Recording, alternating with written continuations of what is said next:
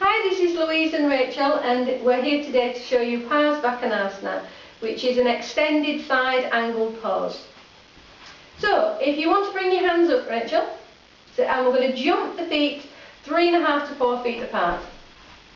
Keeping the arms stretched out, sit nice and straight, shoulder height. So we're going to work those legs, making sure that the thighs are drawn up, and if we just push away a little bit more through the heels, so we can activate the arches of the feet. Now on the left foot, if we turn the left foot in roughly about 15 degrees, and the right leg is going to turn out 90 degrees. So when we turn that leg out, we make sure that we're rolling the whole of the leg as well, so that's working right up in the top part of the leg, so the knees in the same direction as the toes. And then if we exhale and bend that leg. So we make sure that the knee is lined up directly on top of the ankle bone, and that the sitting bone isn't dropping lower than the knee. So we can really fire up through that back leg, pushing out right through the outer edge of the foot, making sure that that whole leg is nice and strong and activated, pulling back in that hip. Then if we take a big deep breath in, and exhale as we stretch over, and then bring that hand down to the floor behind the knee, so the knee can push back against the arm, holding that back. Lovely stretch along the side of the body with the chest facing forward and the arms stretching out overhead. So we can just have the palm just facing down slightly, and the head looking up just as if it's looking up underneath the armpit. So a lovely strong pose with a nice side angle stretch. Okay, so if you'd like to come up. So we're just going to show you now just a few things which can occur in the pose, especially if you're a beginner as well, just some things of how to self-correct. So if we go back into the pose, sit and with the hand down. So this time we're just going to bring that heel, let it come up a bit, and with that knee just bent in.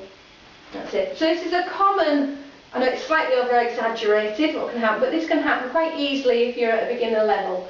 So we need to make sure first of all we get the feet grounded. So we can push back into that outer foot, that's it, really grounding that heel, pushing it in, just turning the toes in slightly, or push the heel slightly further away. So it activates that leg, strong back leg is what's needed. And we just lift slightly. We're making sure that that knee is just directly over that ankle bone. And then we can ease back in the hip, and we make sure that the chest is facing forward with the arm over the head.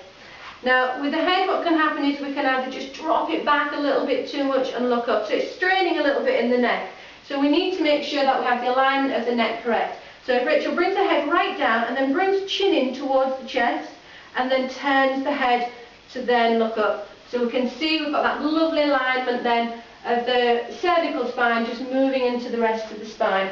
That knee pushing back against the arm, that's it, so we can see that the knee's not rolling forward, that it is back and it's opening up right up in that groin. So if it's a little bit awkward to keep this pose without the chest coming forward, then we can always just bring that up a tiny bit by bringing the hand onto a block. So it'll just lift it up a little bit and make sure then that we've not got the body just resting down onto the thigh. So we can help by pushing back into that back leg just a little bit more to keep that lift. Then if you want to come up, Rachel, so we'll just give her a breather just for a moment. And then we just have one more which we're going to look at. So if are you okay to go back down again? Yep. So if we go right back down into the pose again.